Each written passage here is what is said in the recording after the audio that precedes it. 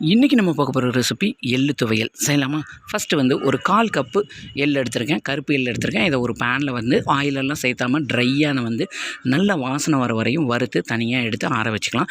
இப்போ அதே பேனில் வந்து ஒரு 2 டேபிள் ஸ்பூன் அளவுக்கு தேங்காய் எண்ணெய் விட்டுட்டு ஒரு கைப்பிடி அளவுக்கு சின்ன வெங்காயம், அதாவது ஒரு 10-15 சின்ன வெங்காயம், கொஞ்சமாக கருவேப்பிலை, ஒரு 5 பல் பூண்டு, இது கூட காரத்துக்கு ஏற்ற மாதிரி 4லேருந்து 5 காஞ்ச மிளகாய், இது கூட தேவையான அளவுக்கு கொஞ்சமாக புளியும் எடுத்துகிட்டு சின்ன வெங்காயம் பாதி அளவு வதங்கினதுக்கப்புறமா நான் இது கூட ஒரு 1/2 கப் அளவுக்கு தேங்காய் வந்து இதோட சேர்த்துக்கிறேன்.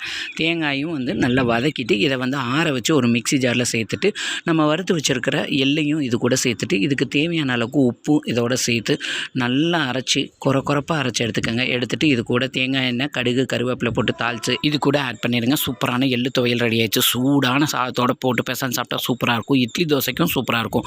கால்சியம் சத்து குறைபாடு இருக்கிறவங்க எள்ளை வந்து ஜாஸ்தி உணவில் சேர்த்துக்கங்க.